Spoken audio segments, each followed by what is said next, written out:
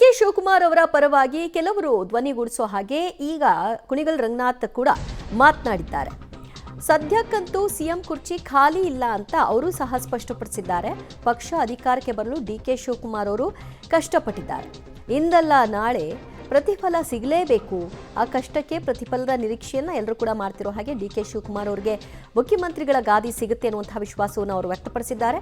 ಮುಂದಿನ ದಿನಗಳಲ್ಲಿ ಪರಿಹಾರ ಸಿಗೋ ವಿಶ್ವಾಸವನ್ನ ಕುಣಿಗಲ್ ರಂಗನಾಥ್ ವ್ಯಕ್ತಪಡಿಸಿದ್ದಾರೆ. ಹಲವಾರು ನಾಯಕರುಗಳು, ಶಾಸಕರುಗಳು ಡಿಕೆ ಶಿವಕುಮಾರ್ ಪರವಾಗಿಯೂ ಕೂಡ ಧ್ವನಿಗೂಡಿಸಿದ್ರು ಅವರು ಮುಖ್ಯಮಂತ್ರಿ ಆಗಬೇಕು ಅಂತ. ಈಗ ಕುಣಿಗಲ್ ರಂಗನಾಥ್ ಕುರ್ಚಿ ಖಾಲಿ ಇಲ್ಲ ಅಂತ ಹೇಳೋ ಮೂಲಕವಾಗಿ ಮುಖ್ಯಮಂತ್ರಿಗಳ ಸ್ಥಾನಕ್ಕೆ ಅವರು ಯೋಗ್ಯರು ಅಂತ ಕೂಡ ಹೇಳಿದ್ದಾರೆ.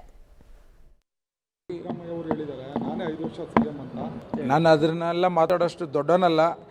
ಇವತ್ತು ಸಿ ಎಂ ಕುರ್ಚಿ ಖಾಲಿ ಇಲ್ಲ. ಪ್ರತಿ ಬಾರಿ ಡಿ ಕೆ ಶಿವಕುಮಾರ್ ಸಾಹೇಬ್ರೆ ಎಲ್ಲರಿಗೂ ಹೇಳ್ತಾ ಇದ್ದಾರೆ, ನಿಮ್ಮ ಕೆಲಸ ನಿಮ್ಮ ಹಂತದಲ್ಲಿ ಮಾಡಬೇಕು ಅಂತ.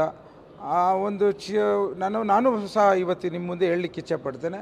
ಯಾವ ಶಾಸಕರಾಗಲಿ ಹಿರಿಕರಾಗಲಿ ಈ ವಿಚಾರಗಳಲ್ಲಿ ಕೂಡ್ದು ಅನ್ನೋದು ನನ್ನ ವೈಯಕ್ತಿಕವಾದ ಅಭಿಪ್ರಾಯ. ಅದನ್ನು ಮತ್ತೊಮ್ಮೆ ಪ್ರತಿಪಾದಿಸ್ತೇನೆ. ಯಾವ ರೀತಿ ಅಂತ ಅಂದರೆ, ಡಿ ಕೆ ಶಿವಕುಮಾರ್ ಸಾಹೇಬರು 40 ವರ್ಷದಿಂದ ಕಾಂಗ್ರೆಸ್ ಪಕ್ಷವನ್ನು ಕಟ್ಟಲಿಕ್ಕೆ ಶ್ರಮ ಹಾಕಿದ್ದಾರೆ.